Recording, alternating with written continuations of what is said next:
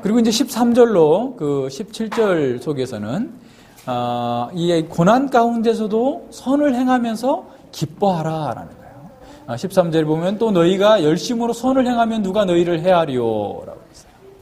그러나 의를 위하여 고난을 받으면 복 있는 자니 저희의 두려움을 두려워 말며 소동치 말고 너희 마음에 그리스도를 주로 삼아 거룩하게 하고 너희 속에 있는 소망에 관한 이유를 묻는 자들에게 대답할 것을 항상 예비하되 온유와 두려움으로 하고, 여기서 두려움은 다 어떻게 보면 그 뒤에서 온유와 두려움은 하나님에 대한 두려움, 경외함이죠. 그리고 선한 양심을 가지라. 이런 열심으로 선을 행하면, 우리말 번역에는 열심으로 선을 행하면 누가 헤아려? 그러니까 열심으로 선을 행하면 헤아릴 사람이 없다. 그런 말처럼 이렇게 번역이 되어 있는데 그런 의도는 아니고요. 우리가 열심으로 선을 행하더라도 고난을 당할 수 있어요. 그죠? 그러나 우리가 열심으로 선을 행하면 고난을 당하게 되지만 그 고난은 성도에게 진정한 해를 끼칠 수 없다라는 그런 의미예요. 열심으로 선을 행하면 고난을 당할 수 있지만 그 고난 자체가 우리를 해롭게 하거나 망하게 하거나 멸망하지 못하도록 막아주실 수 있다라는 겁니다. 그래서 우리의 궁극적인 완성, 하늘에 속하 있는 우리의 썩지 않고 쇠하지 않는 영원한 기업. 아까 우리 게임할 때 그 문제 누가 냈어요? 게임할 때 누가 문제 냈어요? 청년들? 세상의 기업과 하늘의 기업과의 그 차이점? 네, 세 가지. 돌출 문제로 누가 냈어요? 돌발 문제로? 돌출 문제, 돌발 문제. 하여튼 예. 예? 누가 냈어요? 예. 예. 같이 냈어요? 졸지 않은 사람이 낸 것 같은데. 예. 그런 문제가 좀 오늘 좀 더 많았었으면, 그죠? 예. 다음에 할 때는 공부한 내용을 중심으로 이렇게 돌발 문제에서 선물을 주기로 하면 공부의 집중력을 좀 더 높일 수 있는 계기가 될 것 같아요. 예. 근데 제가 그걸 가르쳐주고 제가 맞추면 안 되잖아요. 그죠? 예. 저는 열애하고. 반칙이죠. 그죠? 예. 이렇게 늘 말씀 가운데에서 우리가 하나하나 이렇게 짚어 넘어가. 공부한 것 같아도 금방 하루도 안 지났는데 금방 대답을 못하는 경우가 있잖아요. 그래서 늘 말씀 가운데서 우리 자신을 이렇게 다시 한번 이렇게 생각해보고 새겨봐야 됩니다. 그래서 우리는 선을 행하면서 두려워할 필요가 없다라는 거예요. 그 무엇도 두려워할 필요가 없어요. 그러니까 하나님의 말씀을 따라서 살면 그거는 그때로부터 내 일이 아니고 하나님의 일이 돼요. 그래서 하나님께서 알아서 하실 거예요. 우리가 망하더라도 하나님께서 알아서 하실 거예요. 그런 믿음이 있어요. 그게 믿음인 거예요. 그 다음에 그 다음 절에 보면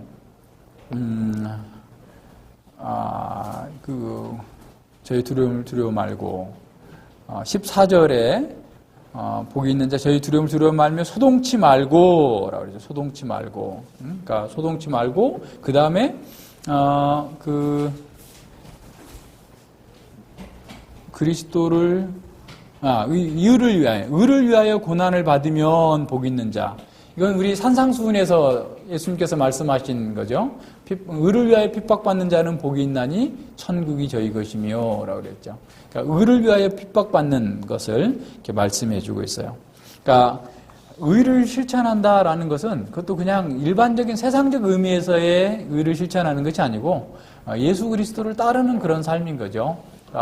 이 그리스도의 가르침, 말씀을 따라 살면서 당하는 그런 고난을 받는다면 우리는 복 있는 사람이다. 근데 고난이라고 해서 우리가 고난받는다고 해서 다 의를 위한 고난이라고 생각하면 안 돼요. 그 4장 보세요. 4장 15절에 보면 누구든지 살인이나 도적질이나 악행이나 남의 일 간섭하는 자로 고난을 받지 말려니와 그리스도인으로 고난을 받은 즉 부끄러워 말고 도리어 그 이름으로 하나님께 영광을 돌리라. 그러니까 고난 받는데 자기가 잘못해서 악을 행해서 받는 고난도 있단 말이에요. 그러니까 그리스도인들이 고난을 받는 것은 사실은 어떻게 보면 어리석어서 또는 이렇게 악을 행함으로 받을 수 있는 고난도 있다는 거예요.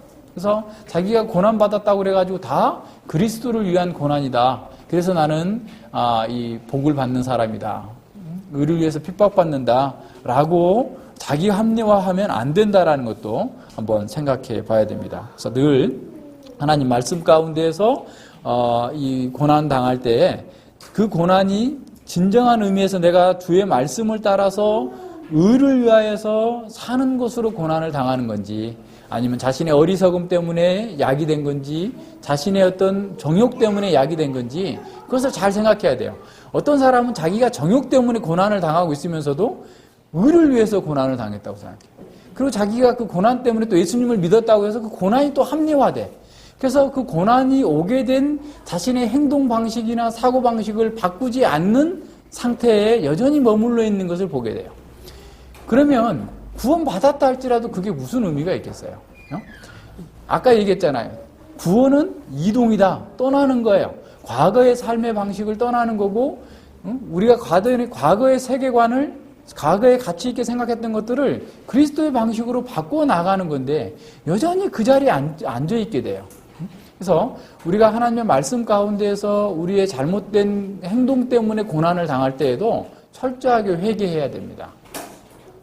회개하고 돌이켜야 돼요.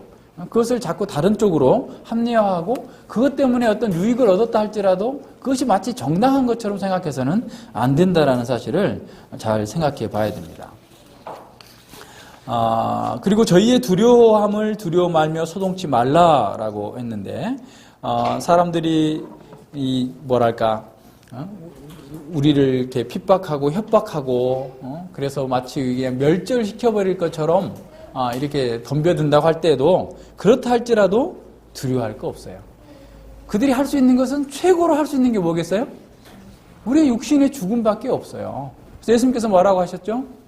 너희 마태복음 10장에서 너희 몸밖에 죽일 수 없는 자를 두려워하지 말고 몸과 영혼을 영원한 지옥에 던지는 자를 두려워하라.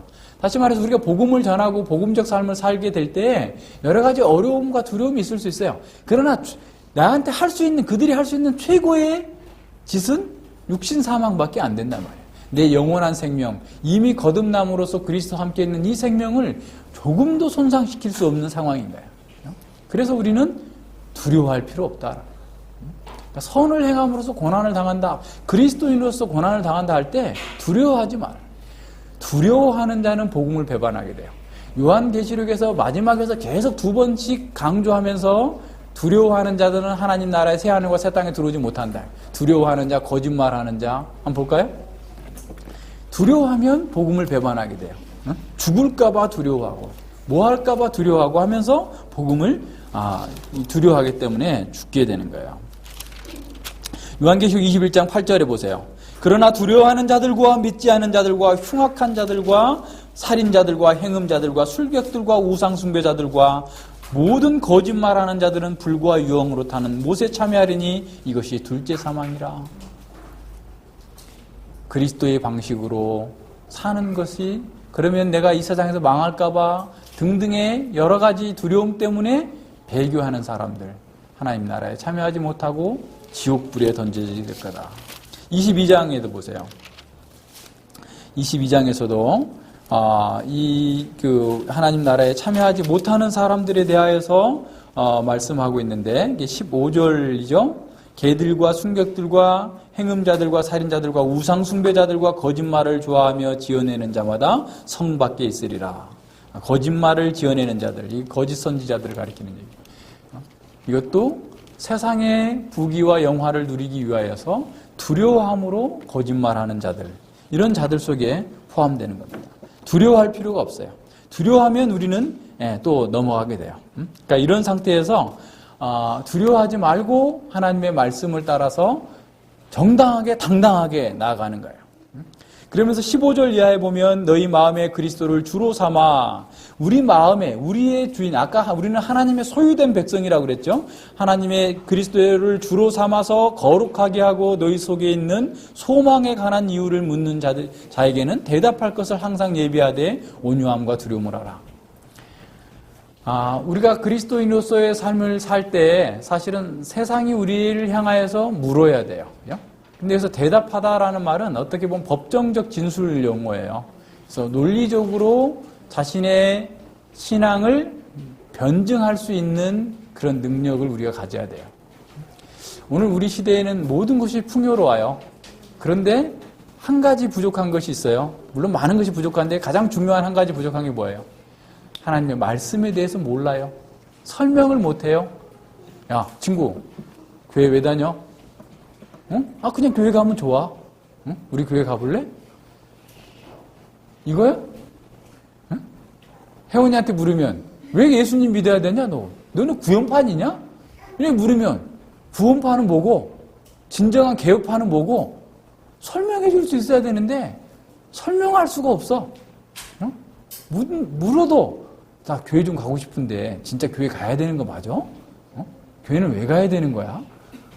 누군가 만약에 우리에게 묻는다면 대답해 줄 수 있어야 돼. 논리적으로 분명하게 말해 줄 수 있어야 되는데 몰라 그냥 가봐 믿어봐. 믿으면 알게 되는 거 뭐 누가 다 알고 믿니? 이러면서 얘기하면 에이 그럼 미신이나 마찬가지지 뭐야. 그러지 않겠어요? 평소에 예비하는 거예요. 마태복음 25장에서 10처녀 비유가 나오죠. 5명은 슬기로운 처녀, 5명은 미련한 처녀예요. 미련한 처녀와 슬기로운 처녀가 겉으로 볼 때는 모든 것이 비슷해요. 똑같아요. 확인할 길이 없어요. 누가 진짜인지 가짜인지. 왜냐하면 신랑을 맞이하러 왔어요. 등도 준비했어요. 밤늦도록 졸기까지 같이 했어요. 너무 똑같아요. 너무 똑같아. 그죠? 근데 문제는 신랑이 더디 올세. 신랑이 더디 와요. 예수님이 당장 왔으면 누가 진짜인지 가짜인지 안 드러날 수도 있어요. 예수님이 늦게 오시는 것은 우리의 신앙이 진짜인지 아닌지를 테스트하고 있을 수도 있어요. 더디 오시는 거야. 그랬더니 기름이 떨어졌다고 구워달라는 거예요. 미련한 처녀들이. 그때 가서야. 그죠? 그랬더니 슬기로운 처녀가 뭐라고 그러죠? 야, 너도 부족하고 나도 부족할 줄 모르니까 가서 사와라. 그러니까 어떤 목사님은 여러분 그 슬기로운 처녀처럼 하면 안 됩니다. 왜 안 줍니까? 빌려줘야지. 그건 완전히 본문의 의도를 지금 잘못 해석하고 있는 거예요. 지금 그 얘기하고 하는 게 아니에요. 예수님 저도 터지면 안 되는데 예수님의 의도는 평소에 기름을 준비하라는 거예요. 평소에. 그리고 그 기름 준비는 누가 대신해 줄 수 없어요. 아빠가 혜원이 걸 대신해 줄 수 없어요. 혜원이 걸 대신해 줄 수 없어요. 자기 스스로 매일 준비하는 거예요. 어떻게 준비하는 거예요? 매일 하나님의 말씀을 따라 사는 것이 기름을 준비하는 거예요. 선을 행하는 것이 기름을 준비하는 거예요. 교회는 다 나왔어요. 그죠? 예배도 드렸고 시편 찬송도 같이 할 수도 있어요. 그죠? 모든 행사를 같이 참여할 수 있어요. 근데 문제는 뭐예요? 알기까지도 했어요. 네, 순종하지 않아서 문제일 수 있어요. 순종의 문제예요. 실천의 문제예요. 기름을 준비한다는 것은 바로 그런 거예요.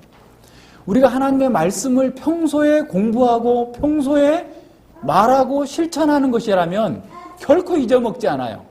실천하지 않으면 잊어먹어요. 그죠? 혜원이가 지금 몇 살이죠? 14살이요? 네, 어쨌든 14살 동안 인천에서 살았잖아요. 그죠? 그런데 어떤 사람이 혜원이를 납치해다가 서울에다 놓고 너 죽기 싫으면 서울에 살았다고 그래. 하면서 협박 공갈을 막 했어요. 그죠? 그래서 난 인천 절대로 몰라요. 몰라요. 세뇌를 시켰어요. 그래도 혜원이는 어디예요? 인천에서 경험을 했기 때문에 부정할 수가 없는 거예요. 혜원이가 세뇌가 브레인와시가 돼가지고 아예 그냥 머리가 그냥 멍해져 버렸다면 순간적으로 그렇게 말할 수 있을지 모르지만, 그죠? 자기가 경험한 것은 잊어버릴 수 없는 거예요. 부인할 수 없는 거예요. 여러분이 진리를 따라 산 그 경험이 있다면 그건 결코 잊어버릴 수 없는 거예요. 하나님의 말씀을 따라 산 것은 여러분의 살아있는 체험이기 때문에 결코 잊어버릴 수 없는 거예요. 그거예요, 그거. 그것을 여러분들이 그걸 하고 그 말씀을 알고 체험하고 누군가에게 말해줄 수 있도록 준비하라라는 거예요. 언제? 지금 시간 있을 때, 기회 있을 때 지금 하라는 거예요. 하나님의 말씀을 아는 것으로 듣는 것으로 멈추고 끝나는 것은 결코 자기를 살릴 수 없습니다. 대답할 말을 준비해야 돼요. 오늘은 피곤하니까 자꾸 예화를 들게 되는데요. 이것도 영국에서 있었던 일이에요. 16살 먹은 여자 소녀가 재판을 받게 됐습니다. 재판장이 물어요. 재판석에서 권위를 가지고 예수님께서는 이것이 내 몸이고 내 떡이라고 하지 않았느냐, 내 살이고 내 피라고 하지 않았느냐, 이렇게 단순한 말씀을 너는 왜 아니라고 하니? 그러니까 다시 말하면 캐톨릭의 그런 미사가 우상 숭배고 잘못됐기 때문에 우리는 죽어도 그걸 할 수 없습니다 라고 하는 개신교 신앙을 가진 16세 소녀에게 판사가 하나님의 말씀이 이렇게 명확하지 않느냐, 이것은 내 몸이고 이것은 내 살이다 라고 말했는데 왜 너희들은 그걸 부정하니? 이렇게 단순한 말씀을 왜 너희들은 순종하지 않는 거냐? 라고 말하니까 그 16세 소녀가 뭐라고 말한 줄 아세요? 만약에 제자들이 그 6월절 만찬에서 예수님의 피고 예수님의 살이다라고 했다면 그것을 먹지 않았을 겁니다. 진짜 살이고 피라고 하면, 그러니까 화채설을, 캐톨릭에서 화채설을 하잖아요. 신부가 기도하면 그 진짜 예수님의 피가 되고 진짜 예수님의 떡이 살이 된다라고 생각하는데, 만약에 제자들이, 그 소녀가 하는 얘기예요. 제자들이 만약에 그것이 진짜 예수님의 피고 예수님의 살이었다면 먹지 않았을 겁니다. 예수님은 나는 양의 문이요 나는 포도나무라고 했지만 예수님이 포도나무 아니고 문이 아니지 않습니까? 그리고 바울은 그렇게 해석하지 말라고 고린도전서에서 말씀했습니다 라고 얘기하니까 판사가, 어리버리 판사가, 권세만 있는 판사가, 우리의 믿음은 교회의 전통에 근거하지만 니네들은 어디서 온지도 모르는 거 아니야? 라고 또 하면서 이제 윽박을 지르죠. 그러니까 그 소녀가 뭐라고 말한 줄 아세요? 교회도 나의 체험이 아니고 오직 성경에 합당한 것만이 우리의 믿음의 진정한 표준이 될 수 있습니다 라고 고백을 하는 거예요.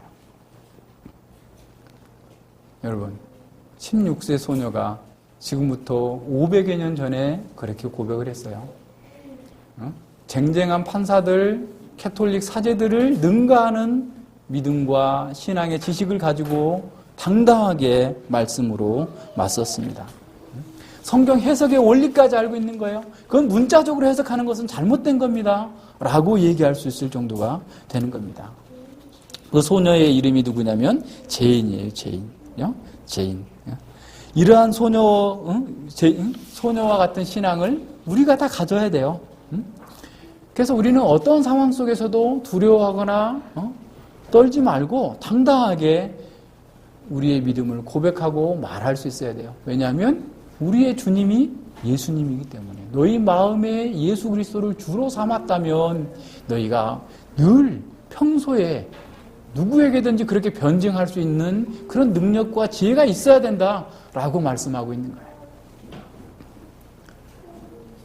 논리적으로, 그죠?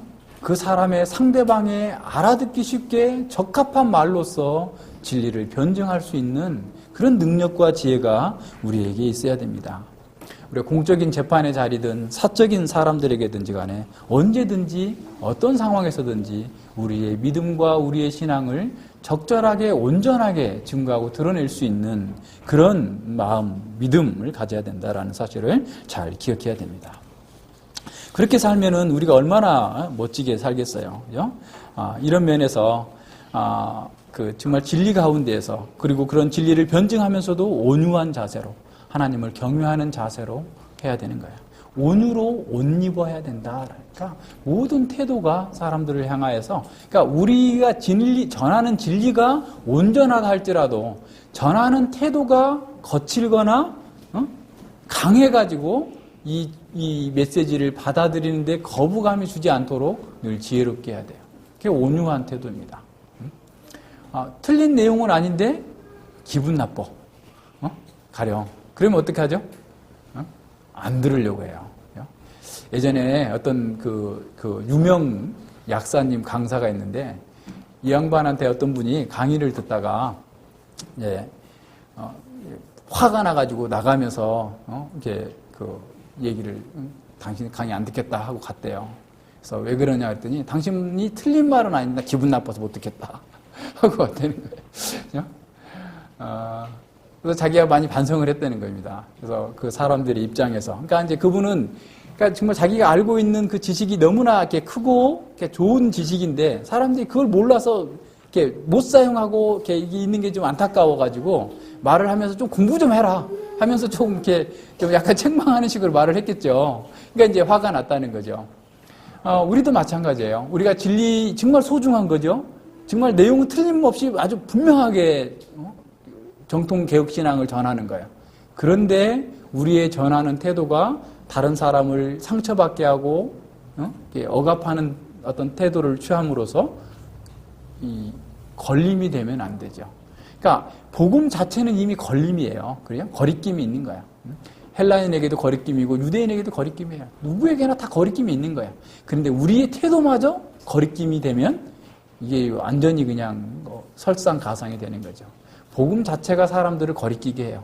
그렇지만 우리의 태도가 늘 온유함으로 하나님을 두려워하는 가운데에서 그걸 경외하는 가운데에서 드러낼 수 있는 사람이 되어야 된다라고 하는 겁니다. 그래서 16절에서 선한 양심을 가져라. 그리스도 안에서 그리스도 안에 있는 너희의 선행을 욕하는 자들로 그 비방하는 일에 부끄러움을 당하게 하려 합니다. 그래서 선을 행함으로 고난을 받는 것이 하나님의 뜻일진데 악을 행함으로 고난받는 것보다 낫다. 그러니까 악을 행함으로 고난받지 말라라는 것을 말씀해 주고 있는 것이죠. 그래서 이렇게 고난을 당하고 어려움을 겪더라도 우리는 늘 하나님의 방식으로 하나님께서 기뻐하시는 바를 따라서 이렇게 하겠다라고 하는 것을 절 알면은 됩니다. 그 다음에 18절로 22절까지가 상당히 난해한 구절이에요. 그래서 교회사 가운데에서 이 본문을 해석하고 하면서 상당히 어려움을 많이 겪어왔어요. 그러나 이 18절로 22절까지의 내용은 이 전하고자 하는 메시지는 아주 명확합니다. 뭐냐? 교회는 승리하게 돼 있다. 교회는 예수님을 따라서 승리한다. 우리가 승리한다. 그러니까 선을 행하다 고난을 당한다 할지라도 우리가 망하거나 우리가 어떻게 잘못되거나 수치를 당하는 일은 결코 없다. 부끄러움을 당할 것이 없다라고 하는 일을 말하는데 여기서 이제 예수님의 죽으심과 부활 사건이 나오고 노아의 방주 사건이 나오고 그리고 또 예수님의 부활이 나오고 우리의 또 세례 얘기가 나오고 하다 보니까 이게 막 헷갈리는 거예요. 그러다 보니까 이제 이게 좀 무슨 말인가 싶은데 이건 이제 명확하게 이렇게 이해하면 쉬워요. 자, 봅시다. 시간이 좀 이렇게 많지 않은데 우선 이걸 딱 이렇게 정리하면은 간단하게 정리할 수가 있어요. 예수님의 죽으심과 부활에 대해서 얘기합니다. 그러니까 지금 이 세 가지 그림이 겹쳐져 있어요. 세 가지 그림이 겹쳐져 있어요. 세 가지 그림. 자, 예수님의 부활 18절이죠. 자, 보세요. 예수님께서 한 번 죄를 위하여 죽으사 의인으로서 불의한 자를 대신하였으니 이는 우리를 하나님께로 인도하려 합니다. 라는 거죠. 그러니까 18절에서 예수님의 행적이 나와요. 그죠? 예수님의 행적이 나오고 그 다음에 그 뒤에 가면 20절에 보면 노아 시대의 방주 예배할 동안에 노아 시대의 노아의 구원이 나옵니다. 노아의 구원이 나오고 세 번째는 교회가 나와요.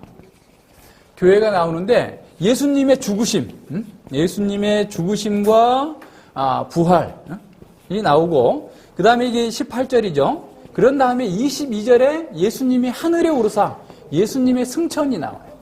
예수님의 승천이 나와요. 노아의 방주의 상황에 나올 때는 20절에서 물로 말미암아서 모든 세상이 심판을 받고 그리고 8명만 구원을 받았다. 그러니까 이 노아의 방주 배를 하나 이렇게 그린다고 하면 이 물로 말미암아 세상들이 물로 심판을 받은 거죠. 물로 심판을 받고 8명만 구원을 받았다. 8명만. 그리고 이것은 하나의 표다라고 그랬어요. 표 21절에 보세요.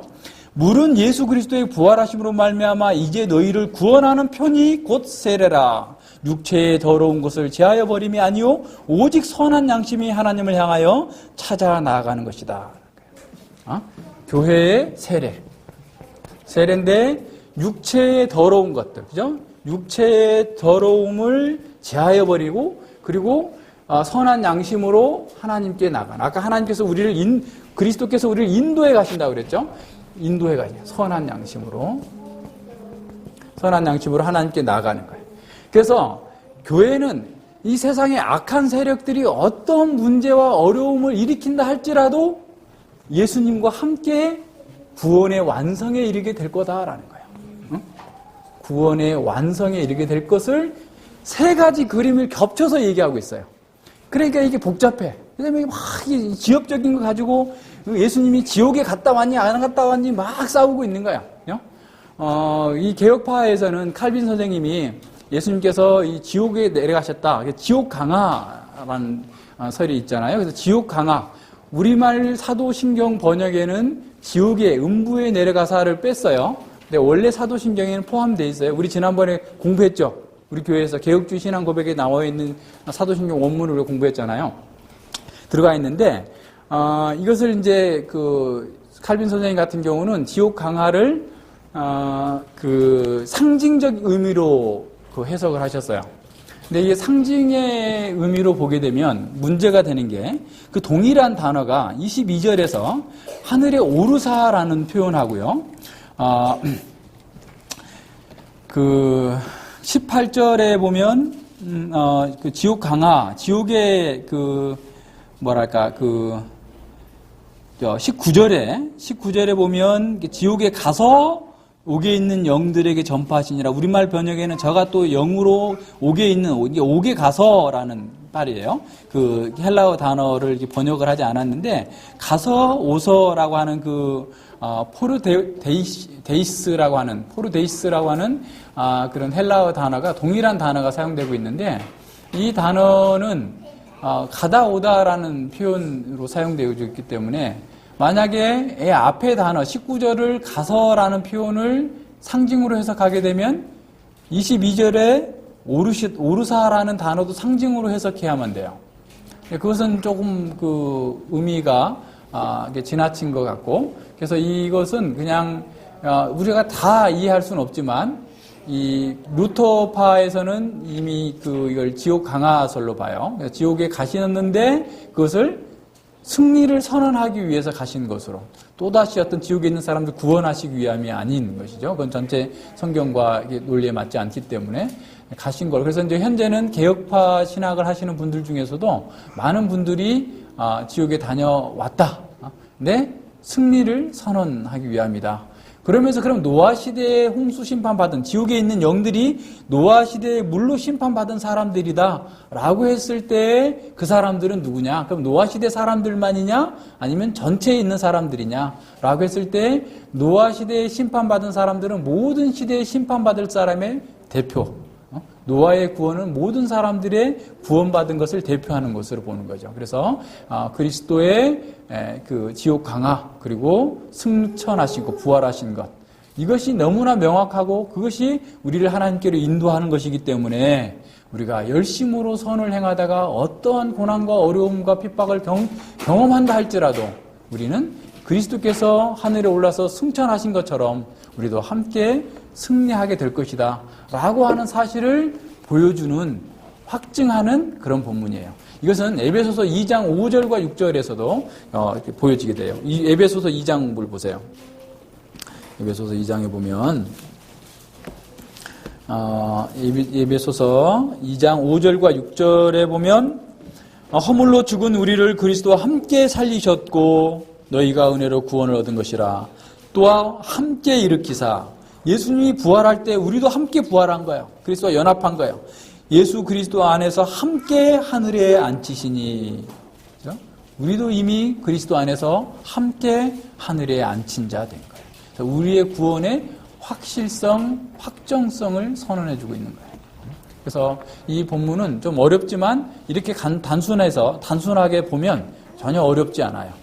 그래서 우리가 이 선을 행하다가 고난을 당하고 어려움을 겪는다 할지라도, 그 어떤 일이 있다 할지라도 우리의 구원은 확정적이고 명확하다라고 하는 것을 보여주는 그런 베드로의 그 논증이죠. 그러니까 어떻게 보면 텔레스코핑적인 어떤 방식이에요. 노아의 사건, 예수 그리스도의 사건, 교회가 우리가 온전하게 승리하게 될 것을 이러한 방식으로 표현해 주면서 걱정하지 말고, 걱정하지 말고 선을 행하다가 고난당하다가 망할 걸 두려워하지 말고 하나님의 말씀을 따라 살라라고 하는 것을 보여주고 있습니다. 그래서 우리가 이런 예수님의 말씀들 또 베드로의 사도의 우리의 가르침을 통해서 이 교회와 이 삶의 관계를 아주 명확하게 잘 이해하는 것이 필요해요. 4장 12절 이하를 잠깐 보세요. 4장 12절 이하에서 보면 앞서 얘기했던 것들을 다시 한번 반복하면서 우리가 고난에 대해서 어떻게 대처할 것인가를 다시 말씀해 주고 있어요. 사랑하는 자들아, 너희를 시련하려고 오는 불시험을 이상한 일 당한 것 같이 이상히 여기지 말고 오직 너희가 그리스도의 고난에 참여하는 것으로 즐거워하라. 이는 그의 영광을 나타내실 때에 너희가 즐거워하고 기뻐하게 하려 함이라. 그러니까 일단 고난이 오면 그걸 이상한 일 당한 것처럼 하지 말고 올 것이 왔다 라고 하면서 그리스도의 방식으로, 주님의 방식으로 대응하라. 그렇게 함으로써 우리가 하나님 그리스도께서 나타나실 때 영광과 존귀와 상을 받을 수 있도록 하기 위함이다 라는 거예요. 그러면서 그리스도의 이름으로 욕을 받으면 복 있는 자로다. 영광의 영, 성령님을 영광의 영이라고 그랬어요. 그러니까 우리를 치는 사람은 자기는 모르지만 영광의 영을 치는 거예요. 우리와 함께 하시는 성령님을 치는 거예요. 그러니까 그 사람은 얼마나 심각한 상황이겠어요. 그래서 우리 그것을 알고 고난 가운데서 두려워하지 말고 당당하게 그 그리스도의 길을 가라라는 거예요. 그러면서 잘못된 행위로 인해서 고난받지 말라라고 하면서 다 하나님의 집에서 심판이 시작됐다. 그렇다고 한다면 하나님 집 밖에 있는 자들의 심판은 얼마나 심각할 거냐. 그것을 내다보면서 하나님의 집에서 심판이 시작됐으니 이 세상에 받을 그 심판에 참여하지 말고 계속해서 그리스도의 방식을 따라서 가라라는 거예요. 19절에 그러므로 하나님의 뜻대로 고난을 받는 자들은 또한 선을 행하는 가운데 그 영혼을 미쁘신 조물주께 부탁할지어다. 하나님의 뜻대로 고난을 받는 자들은 선을 행하는 가운데 하나님께 맡기고 당당하게 대처에 나아가라. 그러니까 이것이 우리의 그리스도의 길이고 교회의 길이고 사명이고 우리에게 복된 길입니다. 이것을 우리에게 가도록 요청하고 있어요. 그러니까 우리가 이런 길을 갈 때 진정으로 왕 같은 제사장입니다. 이런 길을 갈 때 하나님의 아름다운 덕을 선전하는 삶을 사는 거예요. 이것이 우리의 존재의 목적이에요. 이 땅에 우리가 존재하는 목적이 바로 그거예요. 그래서 분명하게 인식하고 그러한 삶이 우리 삶 가운데에서 정말 체득되어지고 이렇게 증거되어지고 확증되어질 수 있도록 모든 면에서 우리가 구비되어질 수 있기를 바랍니다. 그래서 내일 1시간 더 하고 이렇게 마치도록 하죠. 같이 기도하겠습니다. 하나님 아버지 감사를 드립니다. 주께서 저희들에게 은혜 베풀어 주셔서 참으로 이 세상 속에서 교회가 어떤 존재이며 우리가 누구이며 우리가 어디를 향해서 무엇을 위해서 향하여 가고 있는지를 알 수 있도록 이렇게 명확하게 반복적으로 우리에게 가르쳐 주시니 진실로 감사를 드립니다. 아버지여, 저희들은 듣기는 속히 하지만 또한 행하는 것은 너무나 더딥니다. 불쌍히 여겨 주시옵시고 이 들은 말씀들이 우리의 세계관을 바꾸게 하시고 우리의 삶의 방식을 바꾸게 하셔서 온전히 그리스도를 따르는, 그리스도의 발자국을 따르는 그리스도의 제자들이 되고 그리스도의 교회가 되어서 이 세상 가운데에서 참으로 그리스도의 아름다운 덕을 선전하며 주의 영광을 드러내며 사단에 사로잡혀서 일생에 매여 종살이하고 있는 사람들을 그리스도께로 인도하는 복된 사명을 감당하는 아름답고 거룩한 사람들이 되어줄 수 있도록 은혜 베풀어 주시옵소서. 이 시간까지 은혜 주심을 진실로 감사를 드리며 우리 가운데 온전히 주께서 영광을 받으시고 우리에게는 진정으로 그리스도를 닮고 하나님의 형상을 보는 그런 기쁨 가운데에서 형제들을 사랑하고 함께 사명을 이루는 동지들로서 서로 긍휼히 여기고 동일치하면서 하나님의 뜻을 이루는 거룩한 공동체가 되어줄 수 있도록 주께서 함께하여 주시옵소서. 감사드리며 예수님 이름으로 기도드립니다. 아멘.